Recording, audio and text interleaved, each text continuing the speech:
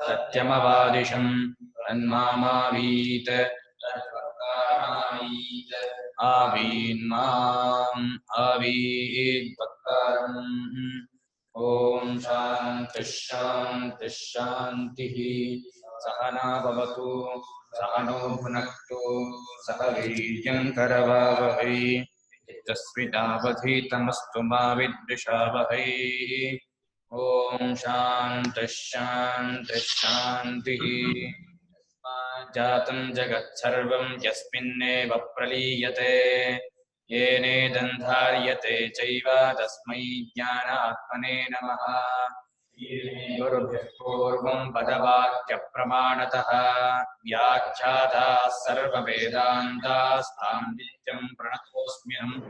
तैत्तिरीयकसारस्य मयाचार्यप्रसादतः स्पष्टार्थरुचीनां हि व्याख्येयं सम्प्रणीयते।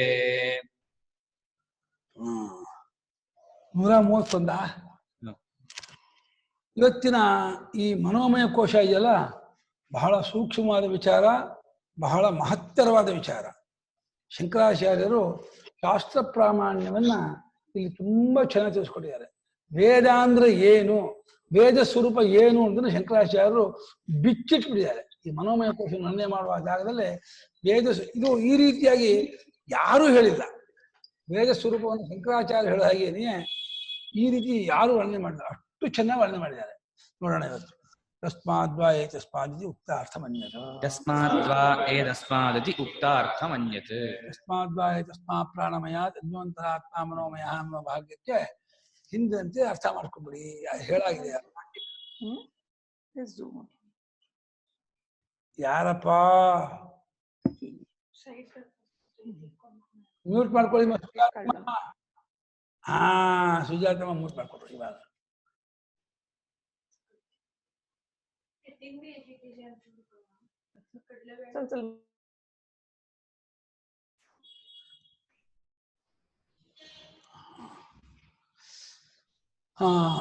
ಅನ್ಯೋಂತರ ಆತ್ಮ ಮನೋಮಯ.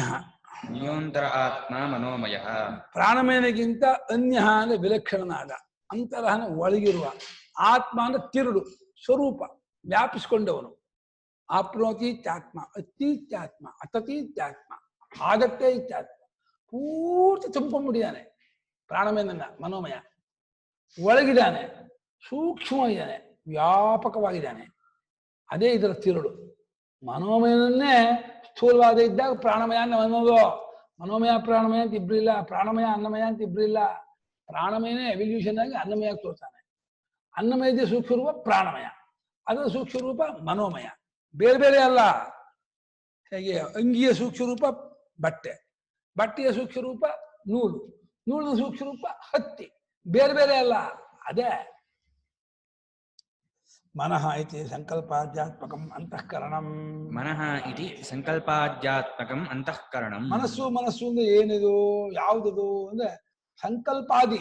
ಸಂಕಲ್ಪ ನಾನು ಹೀಗೀಗ್ ಮಾಡ್ತೀನಿ, ಹೀಗೀಗ್ ಮಾಡ್ತೀನಿ ಅಂತ ಯೋಚನೆ ಮಾಡ್ತೀವಲ್ಲ, ಆ ವೃತ್ತಿ, ಆ ವೃತ್ತಿ ಆದಿಯಿಂದ ವಿಕಲ್ಪ. ಹೀಗ್ ಮಾಡ್ಲೋ ಅಂತ ಡೌಟ್, ಅದು ವಿಕಲ್ಪ. ಸಂಶಯ, ವಿಕಲ್ಪ ಮಾಡೋದು ಎರಡು ಆಪ್ಷನ್ ತಗೊಳ್ಳೋದು. ಸಂಶಯ ಅಂದ್ರೆ ಅದೇನು ಅಂತ ಡೌಟ್ ಮಾಡೋದು ಸಂಶಯ. ಆಮೇಲೆ ಬೇರೆ ಬೇರೆ ಭಯಾದಿ ವೃತ್ತಿಗಳನ್ನ ಕೂರ್ಕೊಂಡಿರೋದು, ಜನ್ ಆಗೋದು, ಏನಾಗಲ್ಲ ಅಂತ. ಮನೋವೃತ್ತಿಗಳು ಅನಂತವಾಗಿದೆ. ಎಷ್ಟು ತರ ಇದೆ. ನಾಚಿಕೆ ಪಡ್ಕೋತೀಯಲ್ಲ, ಭಯ ಆಗತ್ತಲ್ಲ, ಮುಜುಗರ ಆಗತ್ತಲ್ಲ, ಎಲ್ಲ ಮನಸ್ಸಿಂದೆ. ಯಾವ್ದಕ್ಕೆ ಮುಜುಗರ ಆಗೋದು? ಒಂಥರ ಆಗುತ್ತೆ, ಹೇಳಕ್ಕಾಗಲ್ಲ, ಇವೆಲ್ಲ ಕೇಳೋಕ್ಕಾಗಲ್ಲ, ಏನ್ ಅನ್ಕೋತಾರೋ, ಏನ್ ಮಾಡ್ಕೋತಾರೋ ಅಂತಂದಿವಲ್ಲ, ಇದೆಲ್ಲ ಮನಸ್ಸಿನ ಇದು ಬಹಳ ಸೂಕ್ಷ್ಮ. ಮನಸ್ಸಿನ ಇದೆಯಲ್ಲ, ಅರ್ಥ ಮಾಡ್ಕೊಳಕ್ಕಾಗಲ್ಲ ಮನಸ್ಸು ಭಾವನ. ಒಂದ್ಸಲ ಏನ್ ಮಾಡಿದ್ ಬಾಯೇ ಬಿಡಲ್ಲ, ಹೇಳೋದೇ ಇಲ್ಲ. ಹೇಳೋ ಅಂದ್ರು ಹಂಗೆ ಹೇಳ್ಬಿಟ್ರೆ ಏನಾಗುತ್ತೆ ಅಂತ ಅಳ್ತಾ ಇದ್ದ ಭುವನ. ಸಂಜಾನೆ ಬರುತ್ತಾನ ಅಂದ್ರೆ ಹೇಳಿಲ್ಲ, ಹೇಳ ಮೆತ್ತ ಅಳೇಕ್ಷೆ ಮಾಡ್ಬಿಟ್ಟ. ಯಾಕೆ? ಏನಪ್ಪ, ಈ ಮನಸ್ಸು ಭಾರಿ ಟೆಂಡರು, ಭಾರಿ ಕೋಮಲ. ಎಷ್ಟು ಬೇಗ ಅದು ಅಳುತ್ತು ಬಿಡುತ್ತೆ, ಎಷ್ಟು ಬೇಗ ಅದು ಇದಾಗತ್ತೆ ಅಂದ್ರೆ ಭಾಳ ಒಂದ್ಸಲ ಇದು ಆಗ್ಬಿಡುತ್ತೆ, ವಾಲ್ಕೇನ ಆಗ್ಬಿಡುತ್ತೆ. ವಾಲ್ಕೇನ ಆಗೋದ್ರಲ್ಲೂ ಅದ್ರಲ್ಲಿ ಇದ್ರಲ್ಲಿ ವ್ಯತ್ಯಾಸ ಇಲ್ಲ. ಹೆಂಗ್ ಉರಿದು ಬಿಡುತ್ತೆ ಗೊತ್ತಾ ಮನಸ್ಸು, ಬೆಕ್ಕಂತ ಬೆಂಕಿ ಎದ್ಕೊಂಡ್ಬಿಡುತ್ತೆ. ವಾಲ್ಕೆನ್ ಆಗೋದಲ್ಲೂ ಇದಿಲ್ಲ, ಶಾಂತತೆಯಲ್ಲೂ ತುದಿ ಇಲ್ಲ, ಮುಜುಗರ ಪಟ್ಕೊಳ್ಳೋದಲ್ಲಿ, ಬೇಜಾರು ಪಟ್ಕೊಳ್ಳೋದಲ್ಲಿ, ಗಲಿಬಿಲಿ ಪಟ್ಕೊಳ್ಳೋದಲ್ಲಿ, ಕಸಿಬಿಸಿ ಮಾಡ್ಕೊಳ್ಳೋದಲ್ಲಿ, ಎಷ್ಟೆಷ್ಟು ಸಂಕೋಚ ಪಟ್ಕೊಳ್ಳೋದಲ್ಲಿ, ನಾಚಿಕೆ ಪಟ್ಕೊಳ್ಳೋದು, ಎಷ್ಟೆಲ್ಲ ವೃತ್ತಿ ಇದೆ ಮನಸ್ಸಲ್ಲಿ ಅಂತಂದ್ರೆ ಇದನ್ನು ಅರ್ಥ ಮಾಡ್ಕೊಳಕ್ಕಾಗಲ್ಲ ಈ ಮನಸ್ಸನ್ನ. ಇದು ಅಂಥ ಮನಸ್ಸು ಅಂತ ಒಂದು ಇದೆಯಲ್ಲ, ಅದೇ ಪ್ರಾಣವಾಗಿ ತೋರ್ತಾ ಇರೋದಂತೆ. ಸಂಕಲ್ಪ ವಿಕಲ್ಪಾದಿ ಆತ್ಮಕ, ಅದು ಅಂತಃಕರಣ ಅಂದ್ಬಿಟ್ರು. ಒಳಗಿರುವ ಕರಣ. ಕರಣ ಅಂದ್ರೇನು? ಕರಣ ಅಂದ್ರೆ ಇನ್ಸ್ಟ್ರೂಮೆಂಟು, ಸಾಧನ. ಒಳಗಿರೋ ಸಾಧನ ಯಾವ ಏನಿದೆ ಒಳಗೆ, ಏನಕ್ಕೆ? ಮನಸ್ಸು ಒಳಗಿದೆ. ಯಾವುದಕ್ಕೆ? ಇವಾಗ ಕಣ್ಣು ಬಹಿಷ್ಕರಣ. ಯಾವುದಕ್ಕೆ? ರೂಪಕ್ಕೆ. ಇದು ಮನಸ್ಸು ಒಳಗಿರುವ ಕರಣ. ಒಳಗಿರೋದು ಏನು ತಿಳ್ಕೊಳಕದ? ಹಸಿವು ಬಾಯಾರಿಕೆ. ಭಯ ತಿಳ್ಕೊಳ್ಳೋ ಸಾಧನ ಮನಸ್ಸೆ. ನಿನ್ ಮನಸ್ಸು ಇಲ್ಲದೆ ಹೋದ್ರೆ ಹಸಿವು ಬಾಯಾರಿಕೆ ಗೊತ್ತಾಗಲ್ಲ. ಅದನ್ನ ಇವಾಗ ಅದರಿಂದ ಅಂತಃಕರಣ ಅಲ್ಲ, ಈಗ ಒಳಗಿರೋ ಆತ್ಮನ್ ಕಂಡ್ಕೊಳ್ಳೋಕೆ ಸಾಧನ ಅದು. ಆವಾಗ ಅನ್ವರ್ಥ ಅಂತಃಕರಣ. ಅಂತಹನೇ ಒಳಗಿರುವ ಕರಣನ ಇನ್ಸ್ಟ್ರೂಮೆಂಟ್ ಅಂದ್ರೆ ನಿಜವಾಗಿ ಒಳಗಿರುವ ಪರಮಾರ್ಥ ಸ್ವರೂಪವನ್ನು ಕಂಡ್ಕೊಳ್ಳೋ ಯೋಗ್ಯತೆ ಪಡ್ಕೊಳ್ತು ಅಂದ್ರೆ ರಿಯಲ್ ಅಂತಃಕರಣ ಅದು. ಇದೇ ಹೋದ್ರೆ ಅದು ಬಹಿಷ್ಕರಣ ಬಿಡುತ್ತೆ. ಮನಸ್ಸಿನಲ್ಲೂ ಬರೀ ರಾಜಕೀಯ ವ್ಯವಹಾರ, ಅವರ ವಿಚಾರ, ಲೌಕಿಕ ವಿಚಾರ ಮಾಡಿಸ್ತಿದ್ದೆ ಅದು ಅಂತಃಕರಣವಾಗಲ್ಲ, ಬಹಿಷ್ಕರಣ ಆಗುತ್ತೆ. ಬಹಿಷ್ಕರಣ ಆದ ಬಹಿಷ್ಕಾರ ಆಗುತ್ತೆ. ಬಹಿಷ್ಕರಣ ಮಾಡ್ಕೊಂಡ್ಬಿಟ್ಟು ಅದು ಬಹಿಷ್ಕಾರ ಬರುತ್ತೆ. ಇದೆ ಅಂತ ಇದು ಅಂತ. ಅಂತಃಕರಣ ಒಳಗಿರುವ ಇನ್ಸ್ಟ್ರೂಮೆಂಟ್. ತನ್ಮಯ ಮನೋಮಯ. ತನ್ಮಯ ಯಾವ ಮಯ? ಅಂತಃಕರಣಮಯ. ಪ್ರಾಣಮಯ ಅಲ್ಲ.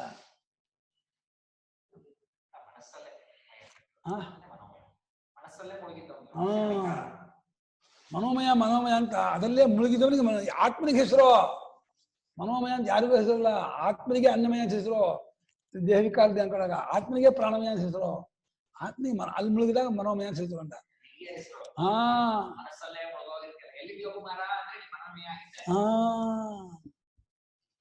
ತತ್ಪ್ರಕೃತಿ ವಚನೆ ಮಯಟ ಸೂತ್ರ. ಹೌದಾ? ಅದು ರಿಮೆಂಬರ್ ಇಡಿ. ಜ್ಞಾಪಕ ಇದೆಯಾ? ಮುಂದೆ ಬರುತ್ತಾ? ಹಾಗೆ ಪ್ರಕೃತಿ ವಚನೆ ಮಯಟ ಏನಾಗಂದ್ರೆ ಅದರ ಪ್ರಕೃತಿಯನ್ನು ಹೇಳುವಂಥದ್ದು ಮೈಂಡ್. ಮೃನ್ಮಯ, ತಂಡುಲ, ಇದು ಹಿರಣ್ಮಯ. ಪ್ರಕೃತಿ ಇದ್ರ ಮಯ ಉಂಟು, ಅದಕ್ಕೆ ಕಾರಣವಾಗಿದೆ ಅನ್ನೋದ್ರಲ್ಲಿ. ಗೋಮಯವ. ಓಹೋ, ಗೋಮಯ ಹಚ್ಚಿ ಗೋಮಯ ಬಂದ್ಬಿಡಿದೆ ಅದಕ್ಕೆ. ಹಾಲ ಗವ್ಯ ಅದು, ಗೋಮಯ ಅನ್ನಲ್ಲ. ಗೋಮಯ ಸಗಣಿಗೆ ಹೇಳೋದು ನಾವು. ಗೋ ವಿಕಾರವಲ್ಲ, ಗೋಮಯ ಅಲ್ಲ, ಗವ್ಯ. ಪ್ರತ್ಯಯ ಬರುತ್ತೆ ಹೊರತು ಗೋಮಯ ತಗೊಂಬಂದ್ರೆ ಸಗಣಿ ತಗೊಂಡ್ಬರ್ತಾರೆ ಹೊರತು ಹಾಲು ತುಪ್ಪ ತಗೊಂಡ್ಬರ್ಲ ಕಣೋ. ಗೋ ವಿಕಾರದಲ್ಲಿ ಗವ್ಯ ಪ್ರತ್ಯಯ ಹಾಕಿದ್ದಾರೆ. ಗೋಮಯ ಅದು ಪುರುಷಕ್ಕೆ ಮಾತ್ರ ಹೆಸರು. ವ್ಯಾಕರಣದಿಂದ ಅರ್ಥ ವ್ಯುತ್ಪತ್ತಿ ಆಗಲ್ಲ, ಲೋಕದಿಂದ ಅರ್ಥ ವ್ಯುತ್ಪತ್ತಿ ಆಗೋದು. ಗೋಮಯ ಗೋ ವಿಕಾರದಲ್ಲ, ಗೋಮಯ ಆಗಲ್ಲ. ಗೋಮಯ ಹಾಕಲ್ಲ, ಹಾಲು ಹಾಕ್ಬೇಕಾದ್ರೆ ಅಯ್ಯೋ ಸಗಣಿ ಹಾಕ್ತೀನಿ ಅಂತ ನಿಂತಾರೆ. ಅದಲ್ಲ ಗೋಮಯ. ಯಾವುದಕ್ಕೆ? ಗೋಮಯ ಹಾಲುಗೂ ಉಂಟಾ? ತುಪ್ಪಕ್ಕೆ ಮೊಸರಿಗೆ ಗೋಮಯ ಅಂತಾರ. ಪಂಚಗವ್ಯದಲ್ಲಿ ಗೋಮಯ ಅಂತ ಬೇರೆ ಇಟ್ಕೊಂಡಿದ್ದಾರೆ, ಸಗಣಿಗೆ ಹೇಳೋದು. ಗೋವಿಕಾರವಲ್ಲ, ಗೋಮಯ ಆಗಲ್ಲ. ಯದ್ಯಪಿ ಗೋವಿಕಾರ ಗೋಮಯ ಹೇಳ್ಬೋದು, ಅದು ಹೊಂದಲ್ಲ. ಪಂಕಜ ಕೊಚ್ಚೆ ಹುಟ್ಟಿದಲ್ಲ, ಪಂಕಜ ಆಗಲ್ಲ. ಕಮಲ ಮಾತ್ರ ಪಂಕಜ ಆಗೋದು. ಎಲ್ಲ ಕೊಚ್ಚೆ ಹುಟ್ಟಬಹುದು, ಜಂಡು ಹುಟ್ಟುತ್ತೆ, ಬೇರೆ ಹುಲ್ಲು ಹುಟ್ಟುತ್ತೆ, ಅದೆಲ್ಲ ಪಂಕಜ ಆಗಲ್ಲ. ಯಥಾ ಅನ್ನಮಯ. ಹೇಗೆ ಅನ್ನಮಯನಾಗಿದ್ನೋ ಹಾಗೆ ತನ್ಮಯನಾಗಿ ಮನೋಮಯನಾದ. ಸ್ವಯಂ ಪ್ರಾಣಮಯಸ ಅಭ್ಯಂತರ ಆತ್ಮ. ಸ್ವಯಂ ಪ್ರಾಣಮಯಸ್ಯ ಅಭ್ಯಂತರ. ಈತ ಇದಲ್ಲ ಸ್ವಯಂ ಮನೋಮಯ. ಈ ಮನೋಮಯ ಇದಲ್ಲ ಪ್ರಾಣಮಯನಿಗೆ ಒಳಗಿರುವ ಆತ್ಮ. ಅದು ತಿರುಳು. ಹೇಗೆ ಈ ಗುಳ್ಳೆ ಇದ್ರೆ ಗುಳ್ಳೆ ಒಳಗೆಲ್ಲ ನೀರಿದೆಯೋ ಹಾಗೆ ಪ್ರಾಣಮಯ ಒಳಗೆಲ್ಲ ಮನೋಮಯ ತುಂಬಿಕೊಂಡಿದ್ದಾನೆ. ಅವನಿಗೆ ಅಲ್ಲಿದ್ದ ಕ್ರಿಯೆ ಮಾಡೋದು ಪ್ರಾಣಮಯ ಅಂತ ಹೆಸರು. ಇಬ್ರು ಅಲ್ಲೇ ಇಲ್ಲ, ಇಬ್ರು ಇಲ್ಲವೇ ಇಲ್ಲ. ಯಾಕೆ ನಮ್ಗೆ ಗೊತ್ತಾಗಲ್ಲ ಎಲ್ಲಿ ಪ್ರಾಣ ಇದ್ದಾನೆ, ಎಲ್ಲಿ ಮನಸ್ಸು. ಯಾಕೆ ಗೊತ್ತಾಗಲ್ಲ ಅಂದ್ರೆ ಇಲ್ಲ, ಅದು ಎಲ್ಲ ಕಲ್ಪನೆ. ವಿಜ್ಞಾನೇಪಿ ತಥೈವ ಸ್ಯುಃ ಆಭಾಸಸ್ಯ ವಿಶೇಷತಃ. ಕೋಟಪಾದ ಎಲ್ಲ ಕಡೆ ಬಂದ್ಬಿಡ್ತಾರೆ. ಸವಾಯೇಷ ಪುರುಷ ವಿಧ ಏವ ತಸ್ಯ ಪುರುಷ ವಿಧತಾಂ ಅನ್ವಯಂ ಪುರುಷ ವಿಧಃ ತಸ್ಯ ಯಜುರೇವ ಋಗ್ದಕ್ಷಿಣ ಪಕ್ಷಃ ಸಾಮ ಸಾಮೋತ್ತರ ಪಕ್ಷಃ ಆದೇಶ ಆತ್ಮ ಸರ್ವಾಂಗಿರಸ ಉಚ್ಛಂ ಪ್ರತಿಷ್ಠಾ ವೈ ಏಷಃ ಪುರುಷವಿಧಃ ಏವ. ಪುರುಷ ವಿಧ ಅಂದ್ರೆ ಏನರ್ಥ? ಪುರುಷಾಕಾರ. ಪುರುಷಾಕಾರ ವಿಕಾರ ಅಲ್ಲ, ವಿಧ ಅಂದ್ರೆ ಆಕಾರ. ಪುರುಷಾಕಾರನೇ ಅಂತ. ಅನು ಅಯಂ ತಸ್ಯ ಪುರುಷವಿಧ ಮುಂದೆ ತಸ್ಯ ಪುರುಷವಿಧತ ಮುಂದೆ ಅರ್ಥ ಏನೋ? ಹಾ ಪ್ರಾಣ ಅನು ಅಯಂ ಕಹ ಮನೋಮಯ.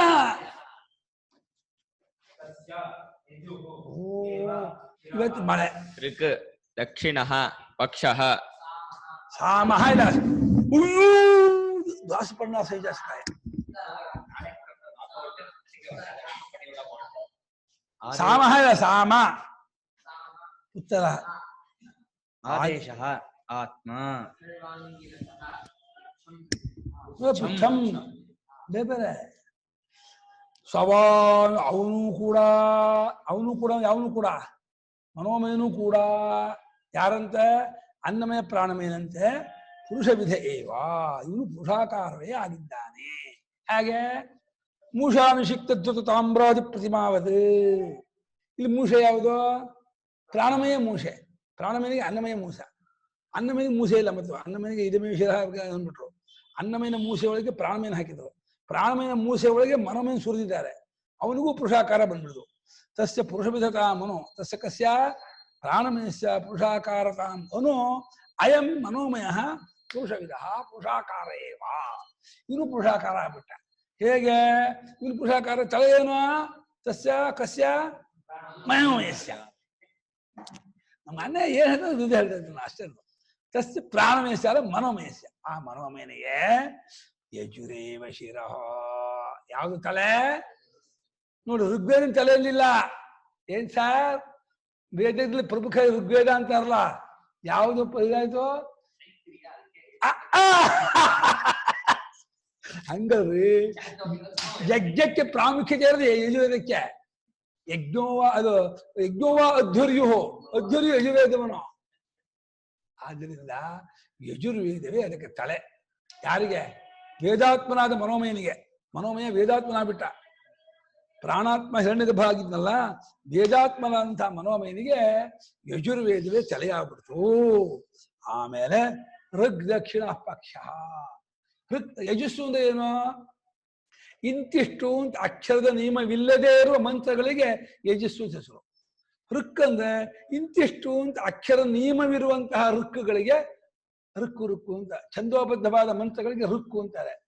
ಛಂದ ಹೇತ್ವ ಜೇತ್ವ ವಾಯವಸ್ವ ವಾಯವಸ್ವ ದೇವವತ್ ದಂಡಾಯಮಾನಾಗಿ ಗದ್ಯ ರೂಪ ಆಗಿರುತ್ತೆ ಯಜುರ್ವೇದ, ಪದ್ಯ ರೂಪ ಆಗಿರುತ್ತೆ ಋಗ್ವೇದ. ಋಗ್ವೇದಕ್ಕೆ ಪದ್ಯ ರೂಪ, ಯಜುರ್ವೇದಕ್ಕೆ ಗದ್ಯ ರೂಪ.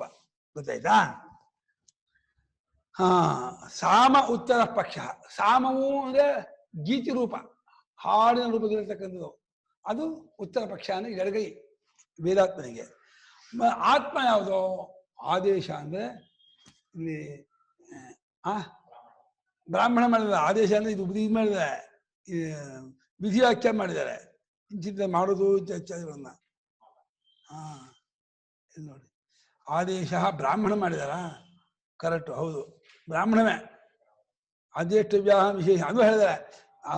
ವಿಧಿ ಮಾಡಬೇಕಾದ ವಿಷಯನಲ್ಲಿ ಹೇಳಿದೆ. ಆದ್ದರಿಂದ ಬ್ರಾಹ್ಮಣ ಭಾಗವನ್ನೆಲ್ಲ ಆದೇಶ ಮಾಡಿ, ಅದೇ ಇದರ ಆತ್ಮ ಅಂದ್ರೆ ಸ್ವರೂಪ. ಆತ್ಮನಂತೆ ಆತ್ಮ. ಅಥರ್ವಾಂಗಿರಸರು ಕಂಡಂತಹ ವೇದ ಇದೆಯಲ್ಲ, ಅಥರ್ವ ವೇದ, ಅದೇ ಇದಕ್ಕೆ ಪುಚ್ಛ, ಆಧಾರ, ಪ್ರತಿಷ್ಠೆ, ನೆಲೆ ಅಂತ. ಇದರ ಮೇಲೆ ನಿಂತಿರುವಂತ. ಹೇಗೆ ಕಾಲ ಮೇಲೆ ಮನುಷ್ಯ ನಿಂತಿರ್ತಾನೋ, ಶಾಂತಿ ತುಷ್ಟಿ ಪುಷ್ಟಿ ಆದಿಗಳಿಂದ ಮನುಷ್ಯ ಬದುಕೊಂಡಿದ್ದಾನೆ. ಅದೇ ಅವನಿಗೆ ಆಧಾರ, ಅದನ್ನ ಪ್ರತಿಷ್ಠೆ ಅಂತ ಹೇಳಿದ್ರು. ಈಗ ಭಾಷ್ಯಕಾರರು ಆ ವೇದಾತ್ಮನ ವರ್ಣನೆ ಮಾಡ್ತಾರೆ. ಎಷ್ಟು ಚೆನ್ನಾಗಿ ವರ್ಣನೆ ಮಾಡ್ತಾರೆ ನೋಡಿ. ತಸ್ಯ ಯಜುರೇವ ಶಿರಃ. ತಸ್ಯ ಯಜುರೇವ ಶಿರಃ. ಆ ಮನೋಮಯನಿಗೆ ಯಜುಸ್ಸೇ ತಲೆಯಾಗಿದೆ ಎಂದ್ರು. ಯಜುರಿತಿ ಯಜುಹು ಇತಿ ಅನಿಯತ ಅಕ್ಷರ ಪಾದಾವಸಾನೋ ಮಂತ್ರ ವಿಶೇಷ. ಅನಿಯತ ಅಕ್ಷರ ಪದಾವಸಾನೋ ಯಜಸ್ಸು ಅಂದ್ರೆ ಅನಿಯತ, ನಿಯತವಿಲ್ಲದ. ಇಂತಿಷ್ಟೂ ನಿಯಮ ಇಲ್ಲ ಮಂತ್ರಕ್ಕೆ. ಒಂದು ಮಂತ್ರಕ್ಕೆ ಕೆಲಸ ಹಿಮ್ ಅದೇ ಮಂತ್ರ ಬಿಡುತ್ತೆ, ಒಂದೇ ಅಕ್ಷರ ಮಂತ್ರ ಆಗುತ್ತೆ, 2 ಅಕ್ಷರ ಮಂತ್ರ ಆಗುತ್ತೆ, 100 ಅಕ್ಷರ ಆಗ್ಬೋದು. ಇದರಂತೂ ದೊಡ್ಡ ಒಂದೇ ಮಂತ್ರ 100 ಅಕ್ಷರ ಮೇಲೆ ಇದೆ, ಏನು ಮಾಡೋಕ್ಕಾಗಲ್ಲ. ಎಷ್ಟು ಅಕ್ಷರ ಇರೋದು ಮಂತ್ರ ಅಂತ ಹೇಳಿದ್ರೆ ಅದಕ್ಕೆ ನಿಯತವಿಲ್ಲದ, ಇಂತಿಷ್ಟು ಲೆಕ್ಕವಿಲ್ಲದ, ಎಷ್ಟಾದರೂ ಇರಬಹುದಾಗಿರುವಂತಹ ಆ ಅಕ್ಷರಗಳಿಂದ ಕೊನೆಗಾಣುವ ಮಂತ್ರ ವಿಶೇಷವೇ ಯಜಸ್ಸು ಯಜಸ್ಸು ಅಂತ ಅನ್ಸ್ಕೊಂಡಿದೆ. ತಸ್ಯ ಶಿರಸ್ತ್ವಂ ತಸ್ಯ ಶಿರಸ್ಸು ಅಲ್ಲಲ್ಲ ಬಿಟ್ಟು ತಜ್ಜಾತೀಯ ವಚನೋ ಯಜುಶಬ್ದ. ತಜ್ಜಾತೀಯ ವಚನೋ ಯಜುಶಬ್ದಃ. ಯಜಸ್ಸು ಬರೀ ಒಂದು ಮಂತ್ರ ಹೇಳ್ತಾ ಇದೆ ಅನ್ಕೋಬೇಡಿ, ತಜ್ಜಾತೀಯ ಯಜುರ್ಮಂತ್ರ ಅಷ್ಟನ್ನು ತಗೊಂಬೇಡಿ. ಎಷ್ಟು ಯಜುರ್ಮಂತ್ರಗಳಿದೆಯೋ ಅಷ್ಟಕ್ಕೂ ಸೇರಿಸಿ ಯಜಸ್ಸು ಅಂತ ಹೇಳ್ತಿದ್ದು. ಯಜು ಏಕವಚನ ಇರೋದ್ರಿಂದ ಯಾವುದೋ ಒಂದು ಮಂತ್ರವನ್ನು ಮಾತ್ರ ಯಜಸ್ಸು ಅಂತ ಹೇಳಿ ಅದೇ ತಲೆ ಹೇಳ್ತಾ ಇದ್ದೀನಿ ಮಾತ್ರ ಮಾಡ್ಕೋಬೇಡಿ. ಆ ಜಾತಿ ಎಷ್ಟು ಯಜುರ್ವೇದದಲ್ಲಿ 10,000 ಮಂತ್ರ ಇದೆ ಅಂತಾರೆ, ಅಷ್ಟು ಒಂದು ತಲೆ. ತಸ್ಯ ಶಿರಸ್ತ್ವಂ ತಸ್ಯ ಶಿರಸ್ತ್ವಂ ಪ್ರಾಧಾನ್ಯ ಅದೇ ತಲೆ, ಯಾವುದು ಯಜುಹು ತಲೆ. ಯಾಕೆ? ಅದೇ ಮುಖ್ಯವಾದ್ದರಿಂದ ಅಂತ. ಹೆಂಗ್ ಮುಖ್ಯ ಯಜುರ್ವೇದ? ಯಾಕೆ ಮುಖ್ಯ? ಯಜುರ್ವೇದ ಮುಖ್ಯ ಅಂದ್ರೆ ಹೇಗೆ, ಯಾಕೆ, ಎರಡು ಹೇಳ್ಬೇಕಲ್ಲ. ಹೇಳ್ತಾರೆ ಪ್ರಾಧಾನ್ಯಂಚ ಯಾಗಾದವು ಸನ್ನಿಪತ್ಯೋಪಕಾರಕತ್ವ. ಯಾಗ ಆದಿ ಯಾಗವೇ ಮುಂತಾದ ಕರ್ಮಗಳಲ್ಲಿ ಕ್ಲೋಸ್ ಆಗಿ ಕೆಲಸ ಮಾಡುತ್ತೆ. 10 ಅಗ್ನಿಯಲ್ಲ ಕೆಲಸ ಮಾಡೋದು ಯಜುರ್ವೇದ. ಹೋದ್ರು ಅಲ್ಲೆಲ್ಲೋ ಕೂತ್ಕೊಂಡು ಹೇಳ್ತಾನೆ, ಉದ್ಗಾತಿ ನೆಲ್ಲೋ ಕೂತ್ಕೊಂಡು ಗಾನ ಮಾಡ್ತಾನೆ, ಇನ್ನು ಬ್ರಹ್ಮ ಇನ್ನೆಲ್ಲೋ ಕೂತ್ಕೊಂಡು ಇದು ಮಾಡ್ತಿರ್ತಾನೆ. ಯಜುರ್ವೇದ ನೇರ ಅಧ್ವರ್ಯು ಅಗ್ನಿಗೆ ಸಂಬಂಧಪಟ್ಟು ಆಹುತಿ ಕೊಡೋದು, ಸ್ತೋತ್ರ ಮಾಡೋದು, ದ್ರವ್ಯಗಳನ್ನು ಮುಟ್ಟೋದು, ತೊಳೋದು ಎಲ್ಲ ಅಧ್ವರ್ಯ ಕ್ರಿಯೆ. ಅಷ್ಟು ಅಧ್ವರ್ಯ ಎಲ್ಲ ದರ್ಭೆ ತಗೊಂಬರೋದಾಗ್ರಿ, ಯುದ್ಧ ಆಗೋದಾಗ್ರಿ, ಕಪಾಲೋಪಧಾನವಾಗ್ರಿ, ವೇದೀಕರಣವಾಗ್ರಿ, ಎಲ್ಲ ಅಷ್ಟು ಕೆಲಸವು ಯಜುರ್ವೇದ ನಡೆಯೋದು. ಹಾಗೆ ಯಜ್ಞವೇ ಮುಂತಾದ ಕರ್ಮದಲ್ಲಿ ಸಮೀಪದಿಂದ ಸಹಾಯ ಮಾಡುತ್ತದೆ. ಆದ್ದರಿಂದ ಯಜುರ್ವೇದವು ಬಹಳ ಪ್ರಾಧಾನ್ಯತೆ ಹೊಂದಿದೆ. ಇನ್ನೊಂದು ಯಜುಷಾಹಿ ಹವಿರ್ಧೀಯತೆ ಸ್ವಾಹಾಕಾರಾದಿನ. ಸ್ವಾಹ ಅಂತ ಇವ್ ಸ್ವಾಹ ಇವನು ಹೇಳಲ್ಲ, ಸ್ವಾಹ ಅಂತ ಹೇಳಿದ ಯಾರ ಓದ್ತು ಹೇಳ್ತಾನೆ. ಕೆಲಸ ಮಾಡೋದು ಅಷ್ಟೇ, ಒಂದು ಮನಸ್ಸಲ್ಲಿ ಹೇಳ್ಕೊತಾನ, ಆ ವಿಷಯ ಬೇರೆ. ಇವನೇನು ಬಾಯಿ ಮಂತ್ರ ಹೇಳ್ಬಿಟ್ಟು ಮಾಡ್ಬೇಕು ಅಂತ ಏನಿಲ್ಲ. ಯಜುರ್ಮಂತ್ರದಿಂದಲೇ ಅಲ್ಲವೇ ಅಂದ್ರೆ ಯಜುರ್ಮಂತ್ರದಿಂದ ಕೂಡಿದವನಾದ ಅಧ್ವರ್ಯದಿಂದಲೇ ಅಲ್ವೇ ಹೋಮ ಮಾಡೋದು. ಇದೀಗ ಅಗ್ನಿಹೋತ್ರ, ಜ್ಯೋತಿ ಯಜುರ್ಮಂತ್ರವೇ, ಅದರಿಂದ ಹಾಕಿ ಕೊಡೋದು. ಈ ಋಗ್ವೇದಕ್ಕೂ ಇದೇ ಮಂತ್ರ. ಸಾಮ ಎಲ್ಲ ವೇದವು ಯಜುರ್ಮಂತ್ರದಲ್ಲೇ ಅಗ್ನಿಹೋತ್ರ ಮಾಡಬೇಕು. ಅಗ್ನಿ ಜ್ಯೋತಿ ಜ್ಯೋತಿ ಅಗ್ನಿ ಸ್ವಾಹ, ಸೂರ್ಯೋ ಜ್ಯೋತಿ ಜ್ಯೋತಿ ಸೂರ್ಯ, ಇದೇ ಅಗ್ನಿಹೋತ್ರ ಮಂತ್ರ. ಯಜುರ್ಮಂತ್ರ ಇದು. ಈ ಮಂತ್ರದಿಂದಲೇ ಅಗ್ನಿಹೋತ್ರ ನಡೆಯೋದು, ಇಷ್ಟಿ ನಡೆಯೋದು, ಚಾತುರ್ಮಾಸ ಎಲ್ಲ ಸ್ವಾಹಾಕಾರ ಮುಂತಾದರ ಮೂಲಕ ಯಜುರ್ಮಂತ್ರದಿಂದಲೇ ಹವಿಸ್ಸನ್ನು ಕೊಡಲಾಗುತ್ತದೆ. ಆದ್ದರಿಂದ ಅದಕ್ಕೆ ಪ್ರಾಮುಖ್ಯತೆ ಇದೆ, ವಿಶೇಷತೆ ಇದೆ, ಹೆಚ್ಚುಗಾರಿಕೆ ಇದೆ, ಸನ್ನಿಪತ್ಯೋಪಕಾರಕವಾಗಿದೆ. ಆದ್ದರಿಂದ ಯಜುರ್ವೇದವನ್ನು ತಲೆ ಎಂಬುದಾಗಿ ಶ್ರುತಿ ವರ್ಣನೆ ಮಾಡಿದೆ. ಅಥವಾ ನೀವು ಹಂಗಂದ್ಬಿಟ್ರೆ ಬೇರೆ ವೇದ ಚೀರ್ ಮಾಡ್ದಂಗೆ ಆಗುತ್ತೆ, ನಿಮ್ಗೆ ಬೇಜಾರಾಗೋದಾದ್ರೆ ವಾಚನಿಕೀವ ಶಿರಾದಿ ಕಲ್ಪನಾ ಸರ್ವತ್ರ. ಸುರೇಶ ಬೇಜಾರ್ ಮಾಡ್ಕೊಂಡ್ಬಿಡ್ತಾನೆ. ಏನ್ ಗುರುಳೆ, ನಮ್ ಯಜುರ್ವೇದ ನಮ್ ಋಗ್ವೇದ ಯಾಕೆ ಹಿಂಗಾಯ್ತು ಹಾಗೆ ಕೆಲಸ ಮಾಡು. ವಾಚನಿಕ ಶ್ರುತಿ ಹೇಳಿದೆ ತಲೆ ಅಂತ ಹೇಳ್ತಾಳೆ ಅಷ್ಟೇ. ಕುಂಟುನಲ್ಲಿ ಕುಂಟಬೇಕು, ಹಾರು ಹಾರಬೇಕು. ಅಲ್ಲಿ ಯಜಮಾನ ಇಷ್ಟು ಕೊನೆಯಲ್ಲಿ ಕುಪ್ತಾನೆ, ನಿಮ್ಮ ಹಿಂದೆ ಬರ್ತಾನೆ, ಪರಾಂಗ ಪರ ಯಾಕೆಂದ್ರೆ ಹೇಳಿದೆ ಮಾಡ್ಬೇಕು ಅಂದ್ರೆ ಮಾಡ್ಬೇಕು. ಎಲ್ಲಿ ಕುಂಟಬೇಕು, ಎಲ್ಲಿ ಹಿಂದೆ ಹಾರಬೇಕು, ಎಲ್ಲಿ ಮುಂದೆ ಹಾರಬೇಕು. ಶ್ರುತಿ ಹೇಳಿದ ಮೇಲೆ ಯಾಕೇನು ಪ್ರಶ್ನೆ ಇಲ್ಲ. ಹಾಗೆ ವಾಚನಿಕ ಅಂದ್ರೆ ವಚನದಿಂದ ಬಂದದ್ದು ವಾಚನಿಕಂ, ವಾಚನಿಕೀ ಪ್ರವೃತ್ತಿ.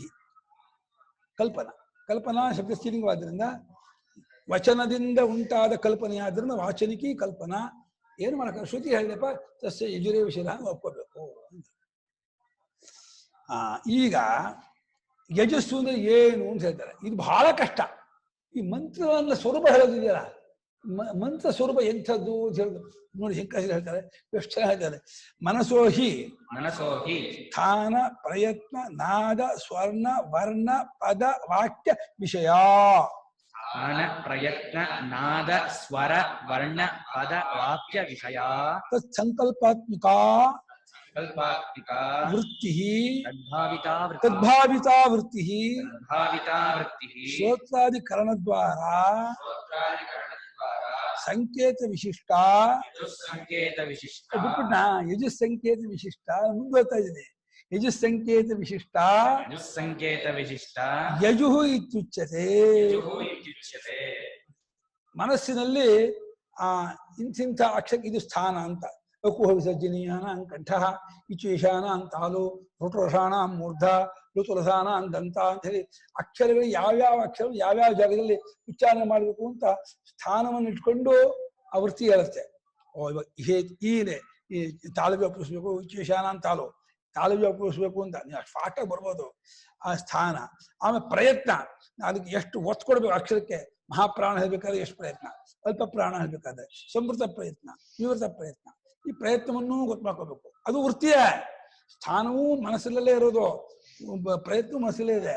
ಆಮೇಲೆ ನಾದ ಟ್ಯೂನು, ಎಷ್ಟು ಟ್ಯೂನ್ ಕೊಡಬೇಕು ಅಂತ, ಎಷ್ಟು ಯಾವ್ದನ್ನು ಜೋರ ಹೇಳ್ಬೇಕು ನಾದ. ಆಮೇಲೆ ಸ್ವರ ಉದಾತ್ತ ಉದಾತ್ತ ಅದು ಸ್ವರ. ಆಮೇಲೆ ವರ್ಣ ಅಕ್ಷರ. ಆಮೇಲೆ ಅದರ ಸಮುದಾಯ ಪದ, ಆ ಪದಗಳ ಸಮುದಾಯ ವಾಕ್ಯ. ಇವರಿಷ್ಟನ್ನೂ ವಿಷಯ ಮಾಡಿಕೊಂಡ ಆ ತತ್ಸಂಕಲ್ಪಾತ್ಮಿಕ ಅದರ ಸಂಕಲ್ಪವನ್ನು ಕೊಡಿದ್ದಾರೆ ಮನೋವೃತ್ತಿ. ಅದು ಯಜಸ್ಸು ಅಂದ್ರೆ ಹೇತ್ವ ಜೇತ್ವ ಇದೆಲ್ಲ ಯಜಸ್ಸು. ಈ ಹೇಳೋದಕ್ಕೆ ಮನಸ್ಸಿನೊಳಗಿದೆ ಅದು. ಅಲ್ಲಿದ್ದದ್ದು ಸಪ್ರ ಆತ್ಮ ಕಾಯಾಗ್ನಿನ ಹಂತಿ, ಅದು ಕುಕ್ಷೆಯಲ್ಲಿ ಹೊಟ್ಟೆಯೊಳಗೆ ಒಂದು ಅಗ್ನಿ ಇದೆ. ಅದಕ್ಕೆ ಆತ್ಮ ಚೇತನಾದ ಆತ್ಮನು ಅದ ಇದು ಮಾಡ್ತಾನೆ. ಸಪ್ರೇರೇತಿ ಮಾರುತಂ, ಅವನು ಗಾಳಿನ ದಬ್ತಾನಂತೆ. ಆ ಗಾಳಿ ಮೇಲೆ ಬಂದ್ಬಿಟ್ಟು ಈ ಜಾಗ ಹೊಡೆಯುತ್ತಂತೆ. ಆ ಹೊಡೆದಾಗ ಅಕ್ಷರ ಬರುತ್ತೆ. ಶಿಕ್ಷೆ ಹೇಳಿದ್ದಾರೆ ಕಾಯ ಆ ಆತ್ಮನು ಒಂದು ವಿವಕ್ಷ ಇವನ ಆತ್ಮಂದೆ ಅಂದ್ರೆ ತನ್ನದೇ. ತಾನು ಏನ್ ಹೇಳ್ಬೇಕು ಅಂತ ಅನ್ಕೊಳ್ತಾನೋ ಅಂದ ಕೂಡ್ಲೇನೆ ಅದು ಆಕ್ಟಿವೇಟ್ ಆಗುತ್ತೆ. ಅದು ಆಕ್ಟಿವೇಟ್ ಅದು ಆ ವಾಯು ಅದಕ್ಕೆ ಹೋಗುತ್ತೆ ಇಂತ ಅದು ಅಲ್ಲ ಬರುತ್ತೆ. ಅದು ತೋರುವಾಗ ಹೊರಗೆ ಬಂದ್ಮೇಲೆ ನಾವು ಇದಿಂಥ ವೇದ ಅಂತ ಹೇಳ್ಬೇಕೆ ಹೊರತು ಒಳಗಿದ್ದಾಗ ಯಾವ ವೇದ ಅಂತ ಗೊತ್ತಾಗಲ್ಲ. ವೃತ್ತಿ ರೂಪ ಇದೆಯಲ್ಲ, ಯಜುರ್ವೇದವು ವೃತ್ತಿ ರೂಪವೇ, ಋಗ್ವೇದವು ವೃತ್ತಿ ರೂಪ, ಎಲ್ಲವೂ ವೃತ್ತಿ ರೂಪವೇ. ಆ ವೃತ್ತಿಯಲ್ಲಿ ಎಷ್ಟು ಇದಾಗಿದೆ ಅಂದ್ರೆ ಸ್ಥಾನ, ನಾದ, ಪ್ರಯತ್ನ, ವರ, ವರ್ಣ, ಪದ, ವಾಕ್ಯ ಅಷ್ಟನ್ನು ಒಳಗೊಂಡಂತ ವೃತ್ತಿ. ಅದು ಸಂಕಲ್ಪಾತ್ಮಿಕ. ಅದರ ಸಂಕಲ್ಪ ಅಂದ್ರೆ ಅದರ ಬಗ್ಗೆ ಒಂದು ಒಂದು ಒಂದು ಕಾನ್ಸೆಪ್ಟ್ ಇಟ್ಕೊಂಡಿದೆ. ಹೀಗಿರುತ್ತೆ ಈ ಮಂತ್ರ ಅಂತ ಅನ್ಕೊಂಡು ಆ ಮನೋವೃತ್ತಿ ರೂಪವಾದದ್ದೇ ಹೊರತು ಯಜುರ್ವೇದ ಅಂದ್ರೆ ಹೊರಗಡೆ ಶಬ್ದ ರೂಪ ಅಲ್ಲ ಯಜುರ್ವೇದ. ಹೌದು, ಎಲ್ಲ ವೇದಕ್ಕೂ ಹೇಳ್ತಿರೋದು ಅವರು, ಎಲ್ಲ ವೇದಕ್ಕೂ ಸಮಾನ. ಎಲ್ಲಾ ವೇದವು ಮನೋವೃತ್ತಿ ರೂಪವಿದೆ. ಸ್ವಾಮಿಗಳು ಚೈತ್ಯ ಭಾಷೆಗಳಲ್ಲಿ ವೇದಕ್ಕೇನು ಲೋಕಶಬ್ದವು ಹಾಗೆ ತಾನೇ ಹಾಕೊಂಡು ಹೇಳ್ತಾರೆ. ಸ್ವಾಮಿ ಆಕ್ಷೇಪಣೆ ಹಾಕೊಂಡು ಎಲ್ಲಾ ಶಬ್ದವು ಆಗುವುದು. ಈ ಶಬ್ದಗಳು ಹೊರಗಿನ ವಸ್ತು ನಿಮಿತ್ತ ಇಟ್ಕೊಂಡು ಹುಟ್ಟಿ ಹೊರಗಡೆಯಲ್ಲಿಯೇ ಮುಗಿಯೋದ್ರಿಂದ ಅದು ಆತ್ಮನ ತಿಳಿಸ್ಕೊಳ್ಳೋದಿಲ್ಲ. ಅದು ವೇದ ಶಬ್ದವು ಆತ್ಮನಿಂದ ಉಂಟಾಗಿ ಆತ್ಮನನ್ನೇ ತೋರಿಸ್ತಾ ಆತ್ಮನ ಕೊನೆಗಾಣೋದ್ರಿಂದ ಅದಕ್ಕೆ ವಿಶೇಷತೆ ಇದೆ ಅಂತ ತೋರಿಸಿದ್ದಾರೆ. ಒಂದು ವಿಶೇಷ ತೋರಿಸಿದ್ದಾರೆ. ಸಂಕಲ್ಪಾತ್ಮಕವಾಗಿದ್ದು ಆ ಭಾವನೆಯಿಂದ ಭಾವಿತವಾದ ವೃತ್ತಿ ಕಿವಿಯೇ ಮುಂತಾದ ಇಂದ್ರಿಯ ಮೂಲಕ ಹೊರಗೆ ಬಂದಾಗ ಇವನು ಯಜುರ್ವೇದ ಹೇಳ್ತಾ ಇದ್ದಾನೆ, ಇವನು ಋಗ್ವೇದ ಹೇಳ್ತಾ ಇದ್ದಾನೆ, ಇನ್ನು ಆಮೇಲೆ ಹೇಳೋದು ನಾವು. ಆದ್ರೆ ಹೇಳಿದ ಮೇಲೆ ತೋರ್ಕೊಳ್ಳೋದಲ್ಲ, ಅದಲ್ಲ ವೇದ. ಹೇಳೋಕ್ ಮುಂಚೆ ಮನೋವೃತ್ತಿಯಲ್ಲಿ ಇರುತ್ತಲ್ಲ ಅದು ವೇದ. ಆ ಮನೋವೃತ್ತಿಗೂ ಹಿಂದೆ ಚೈತನ್ಯದಿಂದ ವ್ಯಾಪ್ತವಾಗಿರುತ್ತೆ. ಮನೋವೃತ್ತಿನಿಷ್ಠಂ ಅನಾಧಿನಿಧನಂ ಆತ್ಮ ಚೈತನ್ಯಂ ಮಂತ್ರಾಹ ಇತ್ಯುಚ್ಯಂತೆ ಮುಂದೆ ಹೇಳಿದ್ದಾರೆ ಭಾಷ್ಯಕಾರರು. ಆತ್ಮ ಚೈತನ್ಯವೇ ಸ್ವರೂಪದಿಂದ ಬ್ರಹ್ಮ ಚೈತನ್ಯ ವ್ಯಕ್ತವಾದ ವೇದ. ಆತ್ಮ ಚೈತನ್ಯಕ್ಕೂ ವೇದಕ್ಕೂ ಏನು ಭೇದ ಇಲ್ಲ, ಅಭೇದೋಪಚಾರ. ಸಾಕ್ಷಾತ್ ಪರಮಾತ್ಮನೇ ವೇದ ರೂಪ ಹೊರಗೆ ಬರ್ತಾನೆ. ಹೀಗೆ ವೇದ ಪುರುಷ ನಾವು ಯಾಕೆ ಗೌರವ ಕೊಡ್ತೀವಿ ಅಂದ್ರೆ ವೇದ ಪುರುಷನ ಕೊಟ್ಟ ಗೌರವ ಪರಮಾತ್ಮ ಸಲ್ಲತ್ತೆ. ಅದು ಪರಮಾತ್ಮ ಹೋಗ್ಬಿಡುತ್ತೆ. ಯಾಕಂದ್ರೆ ಅವನ ರೂಪ ಅದು. ವೇದವನ್ನು ಯಾರು ಧಾನ್ಯ ಮಾಡ್ಕೊಂಡಿದ್ದಾರೆ ಅರ್ಥಾತ್ ಪರಮಾತ್ಮನ ವಾಣಿಯನ್ನು ಧಾನ್ಯ ಮಾಡ್ಕೊಂಡಿದ್ದಾರೆ. ಪರಮಾತ್ಮನ ವಾಣಿಯಿಂದ ಅದು ವೃತ್ತಿ ರೂಪವಾಗಿರ್ತಕ್ಕಂತಹ ವೇದಗಳು ವಾಣಿ ರೂಪ ಹೊರಗೆ ಬರುತ್ತೆ. ಇಷ್ಟ ನೋಡಿ, ಶ್ರೋತ್ರಾದಿ ಕರಣದ ಮೂಲಕವಾಗಿ ಹೊರಗೆ ಬಂದದ್ದಾದಾಗ ಯಜಸ್ಸು ಎಂಬ ಸಂಖ್ಯೆಯನ್ನು ಕೂಡ್ಕೊಂಡದ್ದಾಗ ಅದೇನು ಹೇಳಿದ ಸಂಕೇತ ಯಜಸ್ಸಾದ ಯಜಸ್ಸು, ಋಕ್ ಸಂಕೇತವಾದ ಅದಕ್ಕೆ ಋಕ್ಕು, ಸಾಮ ಸಂಕೇತವಾದ ಸಂಕೇತವಾದ ಸಿಂಬಾಲಿಕ್ಕು. ಏವಂ ಋಕ್ ಏವಂ ಸಾಮ ಅಂದ್ರು ಭಾಷೆಕಾರರು. ಬರೀ ಯಜುರ್ವೇದಕ್ಕೆ ಮಾತ್ರ ಅಲ್ಲ ಈ ಲಕ್ಷಣ, ಋಕ್ಕಿಗೂ ಇದೆ. ನಮ್ಗೆ ಇವಾಗ ಅವನ ಮನಸ್ಸಲ್ಲಿ ಯಾವ ವೇದ ಇದೆ ನಿಮ್ಗೆ ಗೊತ್ತಾಗಲ್ಲ. ಅವ್ನು ಹೇಳ ಶುರು ಮಾಡಿದ್ಮೇಲೆ ಋಗ್ವೇದ ಹೇಳ್ತಾನೆ, ಯಜುರ್ವೇದ ಹೇಳ್ತಾನೆ ಹೇಳ್ಬೋದು. ಆ ಯಜಸ್ಸುನ ಹೆಸರು ಬರೋದು ಯಾವಾಗ ಅಂತ. ಹೊರಗೆ ಶಬ್ದವಾಗಿ ಹೊರಗೆ ಬಂದ್ಮೇಲೆ ಆ ಶಬ್ದ ಹೆಸರು ಬರುತ್ತೆ. ಇದೇ ಬರಲ್ಲ. ವೃತ್ತಿ ರೂಪದಲ್ಲಿದ್ದಾಗ ಅಂದ್ರೆ ಚೈತನ್ಯ ರೂಪದಲ್ಲಿದ್ದಾಗ ಚೈತನ್ಯಕ್ಕೆ ಸಮಾನ. ಚೈತನ್ಯ ವೃತ್ತಿ ರೂಪದಲ್ಲಿ ಅವರವ್ರಿಗೆ ಗೊತ್ತಾಗುತ್ತೆ ಇದು ರುಕ್ಕು ಇದು ಯಜಸ್ಸು ಸಾಮಗುತ್ತೆ. ಲೋಕದವ್ರಿಗೆ ಗೊತ್ತಾಗಬೇಕಾದ್ರೆ ಹೊರಗೆ ಬರಬೇಕು ಅಷ್ಟೇ. ಹೌದು. ಏವಂಚ ಮನೋವೃತ್ತಿತ್ವೇ ಮಂತ್ರಾಣಾಂ ವೃತ್ತಿರೇವ ಆವರ್ತ್ಯತೆ ಇತಿ ಮಾನಸೋ ಜಪಃ ಉಪಪದ್ಯತೆ.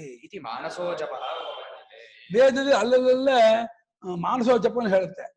ಪ್ರಥಮಾಮನ್ವಾಹ ತ್ರಿವೃತ್ತಮಾಮನ್ವಾಹ ಮೊದಲನೇದು 3 ಸಲ ಹೇಳೋ, ಆಮೇಲೆ ಕೊನೆಯದು 3 ಸಲ ಹೇಳೋ. ಅದು ಮಾನಸದಲ್ಲಿ ಹೇಳುವಾಗ ಅಲ್ಲಿ ಏನ್ ಬರುತ್ತೆ ಅಂದ್ರೆ ಮನೋವೃತ್ತಿಯಾಗಿದ್ರೆ ಮಾತ್ರ ಆವೃತ್ತಿ ಮಾಡೋಕ್ಕಾಗತ್ತೆ. ಶಬ್ದ ರೂಪ ಆಗ್ಬಿಟ್ರೆ ಹೋಗ್ಬಿಡುತ್ತಲ್ಲ, ಅದರಂತೆ ಆವೃತ್ತಿ ಮಾಡ್ತೀರಾ, ಹಿಡ್ಕೊಳಕ್ಕೆ ಆಗಲ್ಲ. ಬಾಯಿಂದ ಬಂದು ಹೊರಕ್ಕೆ ಹೋಗ್ಬಿಡುತ್ತಲ್ಲ ಶಬ್ದ, ಅದನ್ನ ಆವೃತ್ತಿ ಮಾಡೋಕ್ಕಾಗಲ್ಲ, ಅದನ್ನ ತಗೊಳಕ್ಕೂ ಆಗಲ್ಲ, ರಿಪೀಟ್ ಮಾಡೋಕ್ಕೂ ಆಗಲ್ಲ.